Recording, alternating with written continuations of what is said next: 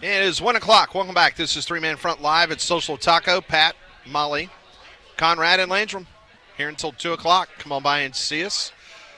Folks still stopping by for late lunch. We appreciate that immensely. Joining us now on the Higginbotham Hotline from SEC Unfiltered. Got to be in a better mood, right? Demetri's got to be in a better mood, right, Landrum? Because the Tides won 2 in a row, right? I would think so. Demetri, though, strikes me as he loves Alabama, but he's at the point in his life where he does not let Alabama ruin his day or his weekend. Yeah, I can see that. Or be mean to people. Yeah. Well, Demetri's never mean to people. Well, I can see. I mean, he's probably got a little bit of that Greek temper in him somewhere. I never let Alabama ruin my weekend. I wait until Sunday and let the Carolina Panthers do that for me. Oh my gosh. Oh, my. Yeah, it's rough up here, boys. It's rough. So let's start there. Bryce Young, long term, is he going to be the starting quarterback, or you think if he's not broken in half, do they bench him?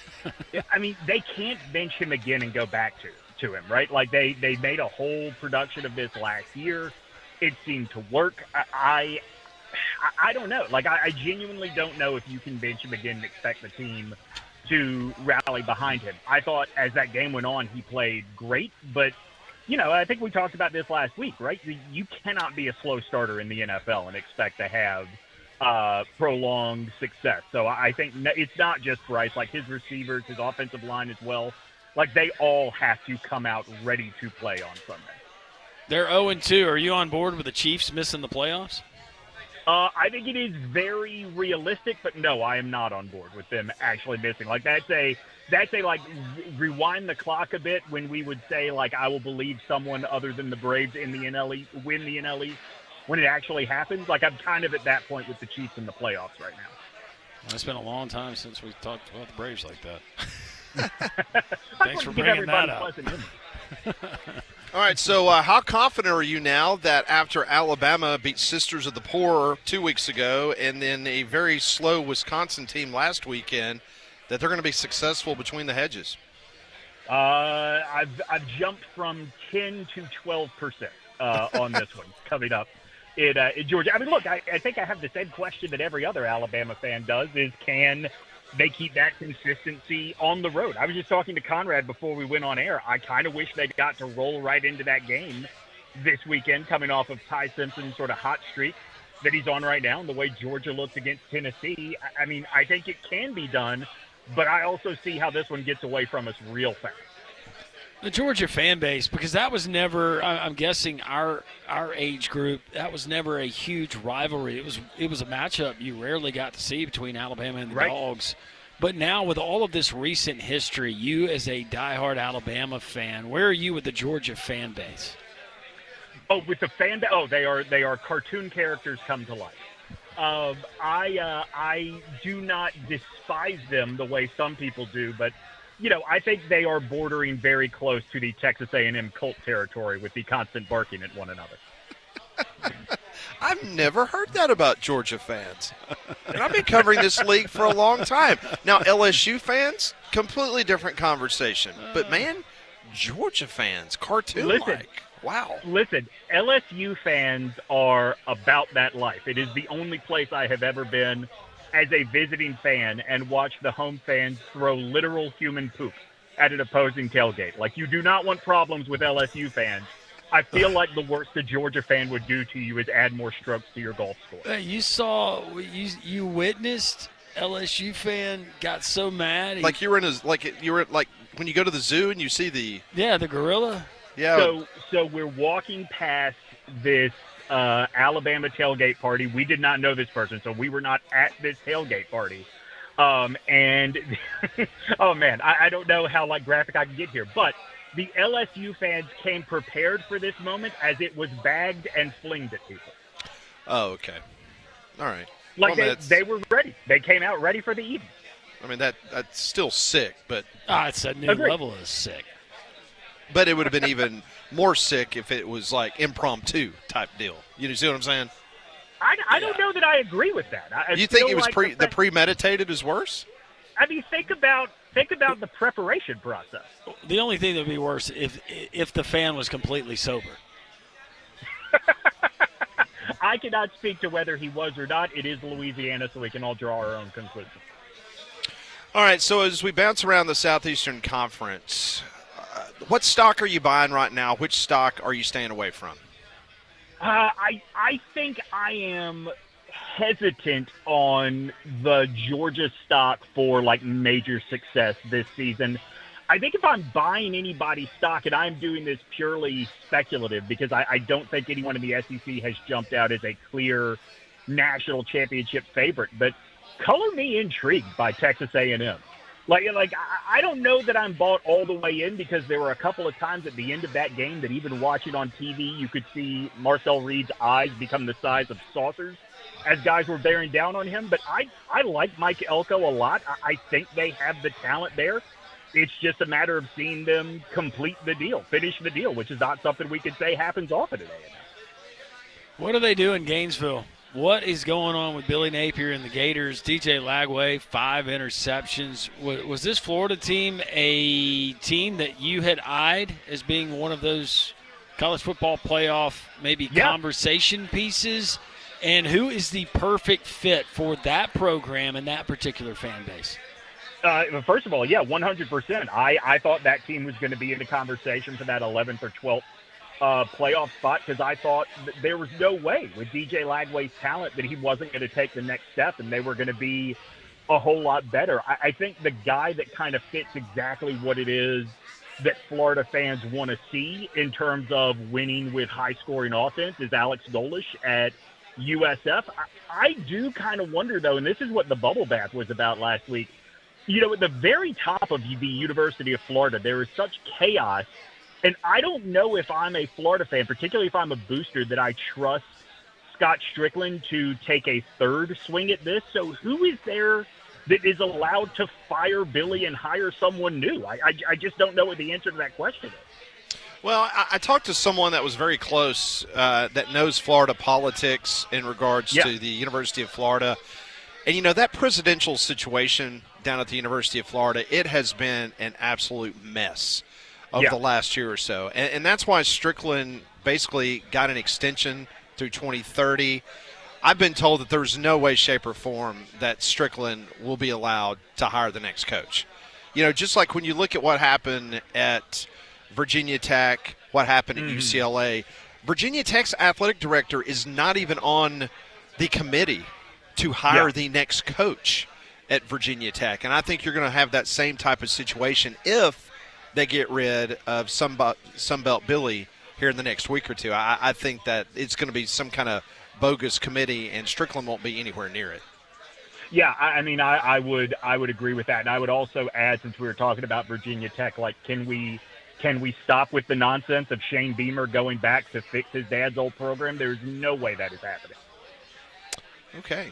You're trying to taking a little bit of sell out of my Pat Ponders questions coming up at the bottom of the hour. Thanks, Demetri. I thought before Bill Belichick got hired, I thought UNC would be crazy not to kick the tires because they have so much money, and clearly Shane has done very well in this part of the country. Virginia Tech doesn't have that kind of money. And that Virginia Tech, part of the reason their AD is not on that committee is he is openly talking about, I think we're too poor for the next phase of college football. I don't want to go work for that guy. No. That's both of us. Give us a little sampling, maybe a teaser on what we have coming up in the bubble bath later on in the week. I have this event that my company is putting on for the American Cancer Society this week that has taken up all of my brain power. I have not even thought about what we are going to do for the bubble bath this week. However, I do feel like there's more evidence to my theory that Brian Kelly is actually the mayor from Jaws. That's good. That's really good. Here's another little piece. I love that. How about Diego Pavia and why playing 10 more years of college football is actually good for college football? I feel like we are going to get they've got to take a huge step, be a challenger for one of those Florida Bowls, right? Or else we're just doing the 7-5 every year till the end of eternity with that team. I'd love to have Diego Pavia in the Birmingham Bowl. Yeah, why not? I'm sure various drug dealers in the city would love to welcome his brothers. Oh boy. I was not leading you into that. Oh, that is Demetri Ravanos. You can find his work at SEC Unfiltered in the college football bubble bath. And Demetri will put his email out there that you can send all of your responses to his last comment to. Demetri, always entertaining. We got to be on our toes. We appreciate the time. All right, boys, take care. All right, Demetri, appreciate it very much. Wow.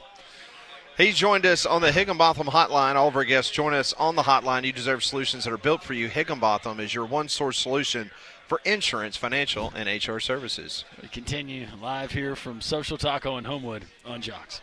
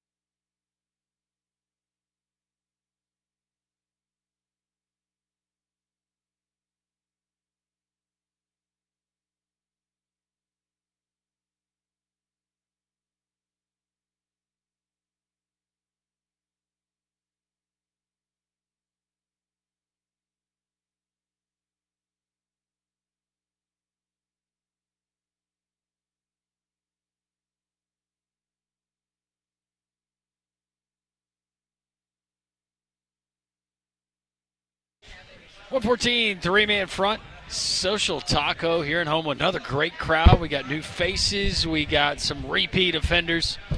Damian Mitchell has made his way up the stairs wearing his Team of the Day shirt. That would be, I believe, Arizona State there with the trident on the chest. I didn't realize Arizona State, are they Adidas?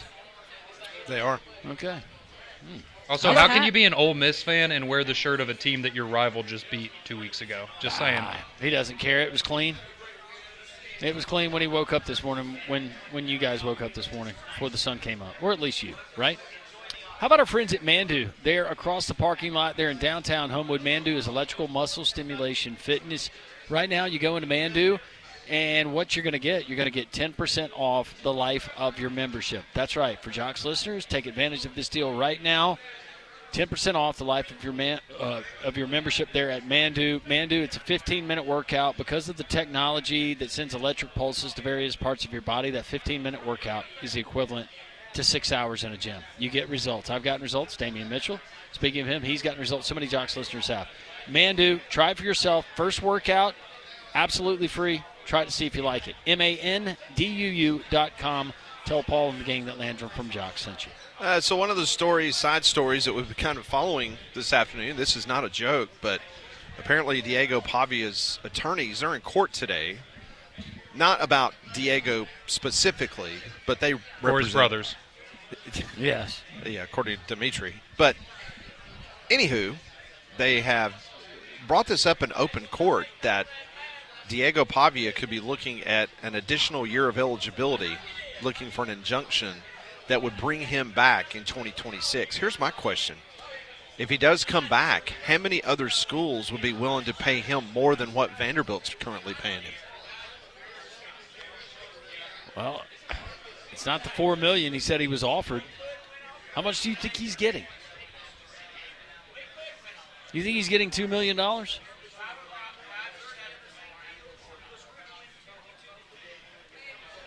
I have no idea. I don't know either. Well, so I don't know what he's getting. So if anybody would, or does he feel some kind of loyalty? He claimed that he had an offer $4 million to play in the SEC this year, right?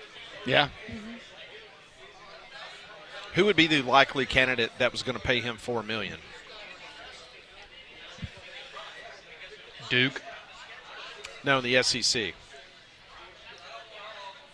Well, at the time, Might have been Texas at this point. Man, you just hating on the Manning family. Well, yeah, he's bad. Would Tennessee pay that kind of money? No, because if you wouldn't pay that for Nico. Yeah. You don't think Drinkwitz would have paid it, would you? No.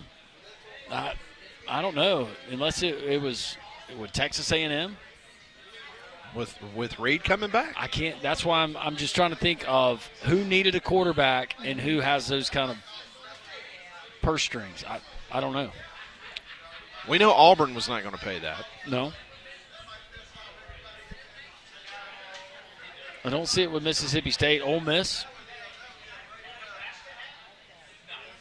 I mean, all of these schools have settled on quarterbacks now. I'm just trying to take our let's go back to the process of elimination. Yeah, last December, late December, early January. Who would have been that potential SEC school? Well, at the time, if Tennessee knew that Nico, all of that was going on, maybe it was a somewhere in the middle type deal.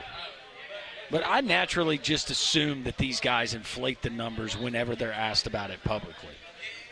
Of what, I mean, that's what's been going on. Agents have been doing that represent these players. That's why it's created a false market, and schools have reacted to it and inflated that market. Well, what if it was a $4 million deal because he already knew this extra year was going to be given to him? And so it was a $4 million deal for 2 years. Yeah. You look at his stats, right now it's just 4 seasons of college football. So Hunter Yurachek was speaking at the Little Rock Quarterback Club yesterday. They got themselves a pretty good quarterback, Taylon Green, putting up some great numbers right now. Take a listen to what Hunter Yurachek, the athletics director at Arkansas, what he had to say, a very honest assessment of his football team. Win a national championship in men's basketball moving forward. We know we're set up to win a national championship in baseball moving forward, and I think we're set up in several other sports to win a national championship. Football, where we are right now, we're not set up to win a national championship. I'll just be brutally honest with that. But I think we're set up to compete really well in the Southeastern Conference, especially now with the new revenue sharing model. You feel that's directly related to directly related to finances. That's what you feel when you say that, correct? Absolutely. It's directly related to finances and what programs were able to invest in their teams in the past. How do you think that set well with the Arkansas folk. You're set up for success in basketball. You're set up for success in baseball. But he says we're not set up to win a championship in football. But we are going to be competitive in the Southeastern Conference. But we're not set up to win a national championship in football. I think if you're an Arkansas fan, that's reality, and that's nothing new, and you already assumed that without your athletic director saying it. So if I'm an Arkansas fan, I probably appreciate it. Now, if you hear that and you're not a fan of that school, and you're a fan of maybe a Georgia and Alabama or somebody else, yeah, that sounds crazy. But Arkansas, were they really set up to win national championships? I know they had good teams, but prior to NIL and what it is now. Well, I think the interesting part about that comment, too, is he mentions, well, we think we're set up to be very competitive in the SEC, but not win a national championship. Well, if you're competitive in the SEC, should you not be planning on making a playoff at some point and having a chance to compete for national? I feel like, how can you say you're competitive in the toughest league in the country, yet you don't think you're ready to play for a national championship? Like, I'm not saying I disagree with him. It's just he's kind of no, and I understand what you're saying, but if we still believe that this college football playoff field is as even as they'd like to paint the picture, it's 12 teams and it's a new season for all 12 teams. We still saw it last year. It was the cream that rose to the top. It was Ohio State with that however many multi-million-dollar roster. Eventually, those guys showed up, and they played their best football during the playoffs. It's still 3 or 4 teams every year that we can still point to and say they have elite talent. They're built top to bottom. They don't have a weakness in any of the 3 phases. That still exists. I love more games. I love having Indiana and Notre Dame, South Bend to open it up on a Friday night. That was cool. Mm-hmm. But let's not pretend that SMU had a legitimate shot of making a deep run in that college football playoff. It's a fair point. Conrad, I just sent you something. Is there a way we can play this on the fly? Because this is new audio that just came in.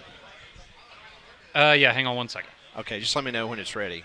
Dabo Swinney, his weekly press conference is on Tuesdays. Remember the last time, I think it was a couple weeks ago, when he had that infamous grading system? Remember that?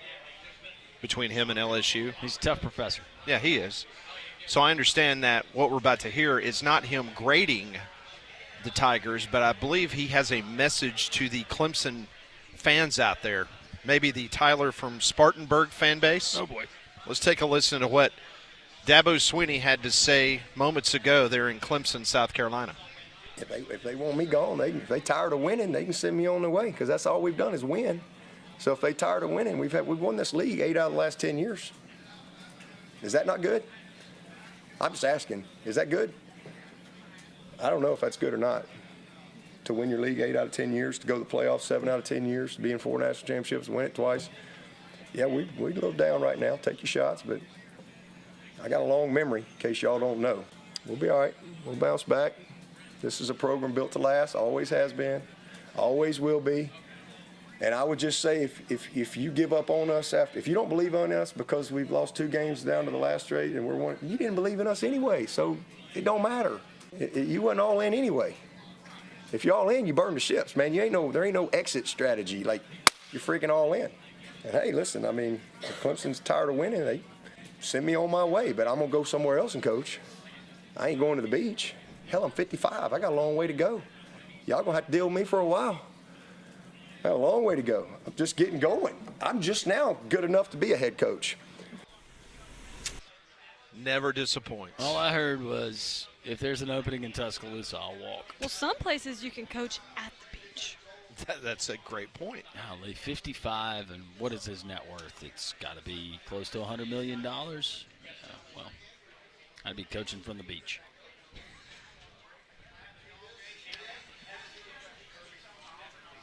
I'd be coaching Frisbee throwing on the beach.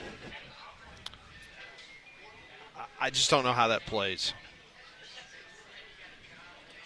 Well, because he's in a great seat, and he knows it. But him reminding everyone of the resume now 3 games into the season, tells you the expectations that Dabo and that staff had for this team. And it has not gone according to plan. Yeah. Still think they're a really good football team. There was a lot that rested on that offense. And that offense is not going. No, it is not. So never disappointing moment at a Dabo Swinney press conference. If you're seeing cracks in your foundation, if your doors and windows are sticking, these aren't just minor problems. They're signs of serious issues that will only get worse if you're a homeowner. Protect your home by calling Alabama Professional Services, 205-951-9717. The pros really know their stuff. They'll inspect your foundation, clearly explain the problem, and give you an honest, pressure-free solution. They can fix your foundation and even tackle that sinking driveway or patio with their fast and clean poly-level system. For foundation issues, wet basements, or sinking today, 205-951-9717, or go to their website, alabamaprofessional.com. He's got questions. We got answers. Pat Ponders on the way next here live from Social Taco in Homewood. It's three-man front on Jocks.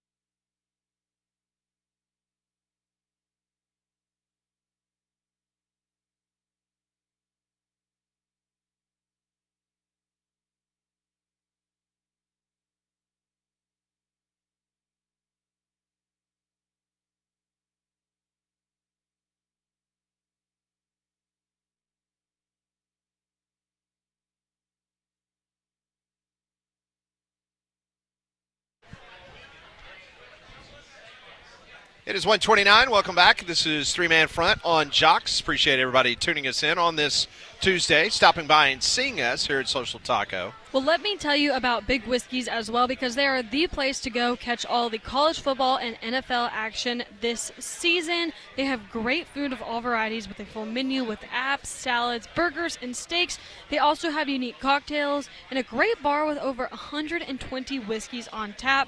So go in, and no matter who your team is, who you cheer for, you can catch all of the football action on the big screens in the bar. So go check them out in Stadium Trace Village off Highway 150 near the Hoover Met. All right, I come up with questions. They give me answers. This is Pat Ponders. I want to know what you're thinking. Tell me what's on your mind. It's time for Pat Ponders. Brought to you by Courtesy GMC in Trussville. Get by and see them off of exit 32, I-459 in Trussville, or visit their online inventory at courtesybirmingham.com. Question number 1. Jackson Arnold averages 231 yards of total offense per game for Auburn. John Mateer averages 368 yards a game for the Sooners. Which of those quarterbacks on Saturday do you believe will perform above their current game average? Jackson Arnold 231 or John Mateer 368? I'm going to go Jackson Arnold more than 231. And the reason being, I think that Auburn tries to exploit the passing game more, and maybe that's a reason we haven't seen it. I think it's a combination of things, trying to get him comfortable, assimilated with the offense. But I think Jackson Arnold probably takes more shots this weekend, more explosive plays, maybe some things that Oklahoma hasn't seen. Whereas I think that the Auburn defense is fully aware of what John Mateer is capable of, and they hold him under that number. Mm-hmm. I'm gonna go both, and the reason that I'm gonna go both is I like what Landrum said about Jackson Arnold, and I think he's gonna have to have a big game, and I think you're gonna see them air it out a little bit more. This is also an Auburn defense that gave up 400 passing yards to Sawyer Robinson in the first week against Baylor, and I think they'll be better than that against Oklahoma. But I think when you add in what he can do through the air with his legs, I think both of them are gonna go over. Have a big day on Saturday. See, I was leaning more towards Mateer. Just give him home field advantage, honestly. All right. Question number 2. Vegas has Mizzou almost a 2-touchdown favorite over South Carolina. Another blowout loss will put Shane Beamer 0-2 in the SEC with LSU, Oklahoma, Bama, Ole Miss, and Texas A&M left in conference. Do the South Carolina fans push a 1-7 Shane Beamer to Virginia Tech at season's end if that happens, 1-7? No. I think they love Shane Beamer. I think Shane Beamer, he's exceeded my expectations, what he's been able to do, but it was just a matter of time when you had one of these down cycle years. If you don't have strong recruiting classes and you've been able to reinvest, keep those guys from year to year, and maintaining your top players that you have developed from hitting the transfer portal, a lot of those guys have left, and they're not on that roster. But I think they understand that Shane Beamer loves that school, he loves that program, and that he can exceed expectations and do more with less. So even a 1-7, Carolina fans don't like it, but who are you going to get that you're sure that's going to be better? And that answer is nobody. Yeah, I think another part of it, too, is – and look, he could come back and have a spectacular rest of the season and Lenore Sellers. But if he performs, kind of how he did the first couple of games before he got hurt, where he's not – the superstar, transcendent quarterback that a lot of people thought he was going to be this year, he'll come back for another year, and I think you give Shane Beamer another chance with Lenore Sellers, a season where maybe they're flying under the radar again like last year, and you see if they can recreate some of that magic. So, no, I think he's earned at least one more year, even if it's a disaster this season. See, I think he deserves another year if it were to be a situation like that, but to your question about the fans, I think you're going to have a little bit of a mix. Fans that will want to keep him, but every fan base is going to have a crowd that's going to want to run him out of town. One other thing is misery loves company, and you look across the state and you look at what Clemson's doing. That helps you to appreciate Shane Beamer, I think. Yeah. Why do we not have a college football version of Wife Swap? That could be entertaining, right? Yeah. Dabo to Clemson? Yeah, and then Beamer to Dabo to South Carolina. South Carolina, and then Beamer to Clemson. Just mix it up for a year, and if they don't like it, they can go back after Switch the back. season. Yeah. Wow. All right, question number 3. For most college football players, what do you think is their biggest motivation to play in today's college game? It's money. Yeah. It's creating more value for myself. I think that's how they look at it.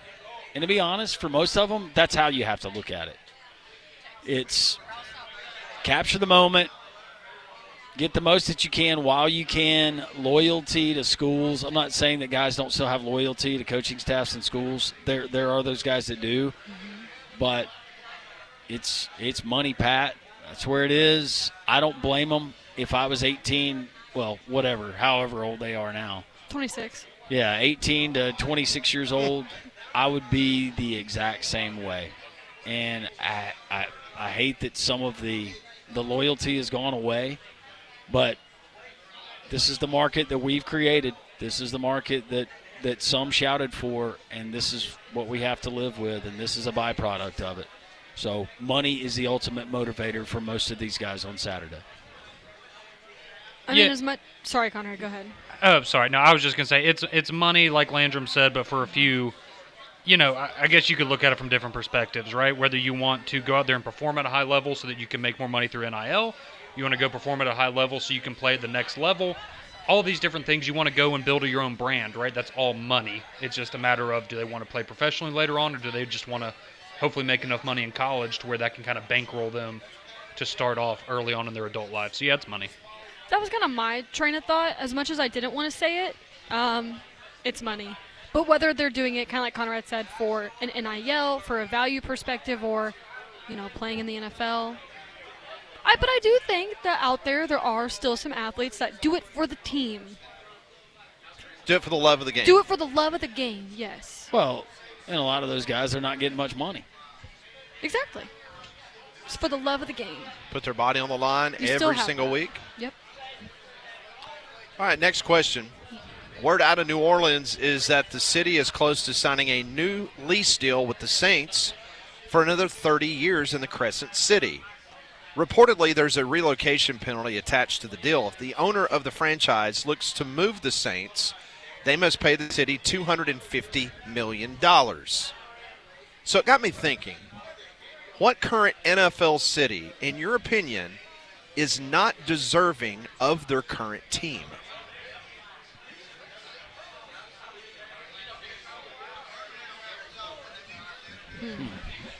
I mean, the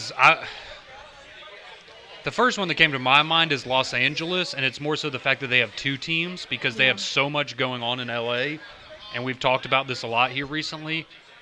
You just don't need two football teams in LA, right? There's not as much interest in that sport there because there's so many other things going on. I always like the Chargers being in San Diego, so I'm going to go LA. I don't think they need two NFL teams. I was thinking the Chargers and putting them back in San Diego. Because it's kind of hard to say that, they don't deserve it. Because there are fans and there are hardworking people for each of these teams and people that give their money to go and see their team play, whether they're good or bad. So that's just my opinion now. I'll take a different perspective. I think that the Bills Mafia and those fans, they deserve a team that's going to win a championship. I agree with that. A lot of tables, a lot of lit tables, a lot of jumps from the top rope.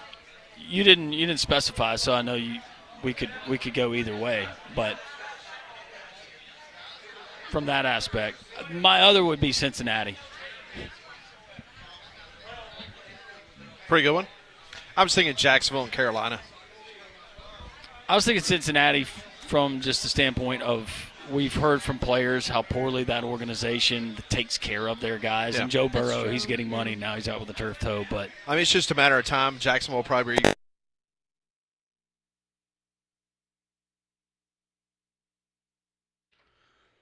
Well, that will conclude today's edition of Pat Ponders while we reconnect with the guys out at Social Taco. We've still got more college football talk coming as we put a bow on the Tuesday edition of 3-Man Front Live at Social Taco. More on the way next.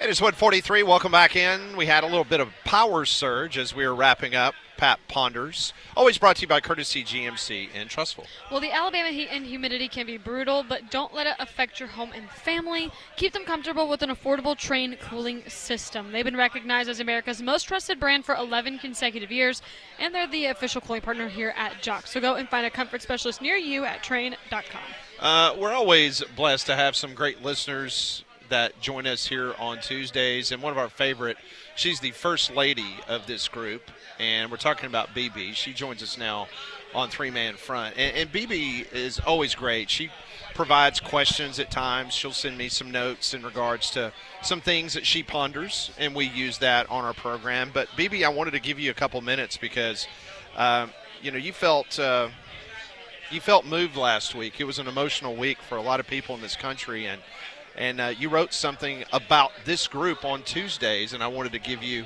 an opportunity to share that. Yes, thank you, Pat. I just, it was heavy on my heart, and it felt like it needed to be said, so this is what I do when I have these moments. I just get up and I'd start writing, so this is what I wrote. Any Given Tuesday, it's titled. It's just 1 out of 7 days toward the beginning of another week. People off in lots of directions, to jobs, to school, to comfort they seek, with expectations of what lies ahead. There may be boredom or perhaps apprehension, some leaving home with frazzled tension, the worker bees tamping down the dread.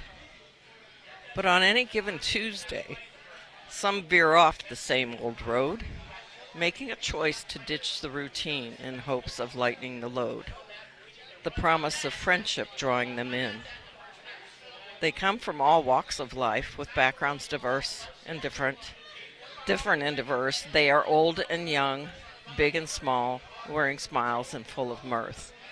They gather to break bread as if they are kin. On any given Tuesday, they carve a few hours out to greet each other with friendship and respect, and perhaps enjoy a stout, hashing over the weekend's various sports. The atmosphere is lively, and passions can run high. Voices can get elevated, yet rarely does ugliness fly. Opinions are born from all different sorts.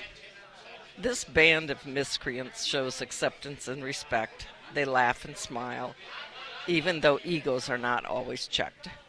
They recognize that camaraderie trumps all. They are Tigers, Vols, Seminoles, and Rebels, Bama haters and Bama lovers. They mourn the losses and celebrate the wins, and some just hoping their team covers. It's the love of football that is the siren call. At a time when the world is grieving from recent and remembered senseless loss, when hatred and discord seems to overwhelm us like a heavy moss, it is through this friendship we find that the storm we can weather. For a few hours a week, the world's problems drift and fade. The family created here welcomes the bonds that have been made. It is to this heart-centered community we tether.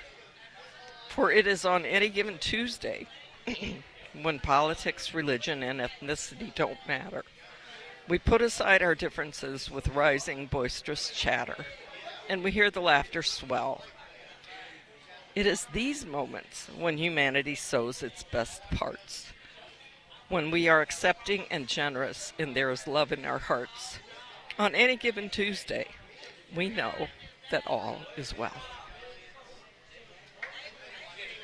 Unbelievable. Thank you, BeBe. Thank you so much, BeBe. That was extremely heartfelt, and I know you have been a part of this group since the inception. And I mean, Landrum, I couldn't have said it any better in regards to what's being created here. And we're just happy that we at the radio station have been able to provide an outlet for everybody to get to know each other. Yes. And to see that whether it's you baking a cake for everybody that comes up here, and we have anywhere between 25 and 40 people circle through here every Tuesday, today it was FSU Dave bringing a shepherd's pie that everybody was able to enjoy along with the food here at Social Taco. It is a very special group, and I know that you just said it better than anybody that it's a special group because you don't see Tennessee orange or crimson or orange and blue. It's just a lot of people that like to come up here, and it's become a family. This is what we all as humanity need to strive for. This is what God's calling us to do. Yeah, amen. You know, the perspective that we have sitting at this table, because we're here in the back of the room and everything's in front of us, and we get to witness this every day. And there's a lot of days where Pat and I, whether it's during the segment or during the break, we will just marvel at, as you mentioned, so many people groups spanning all kinds of demographics. Watching as new person comes up, greets some of the old guard, and then the following week, it's like everyone has been friends forever. Mm-hmm. And That's it's true. beautiful. It's beautiful. And it's like you said, it's almost like that picture that God intended for all of us, right? Yes. It's just, you don't, it doesn't take much to be decent. No, right? and we lose sight of the fact that it's okay to have differences. It's okay Absolutely. to disagree. But every one of us is a human being and is a child of God. And there should be respect for life.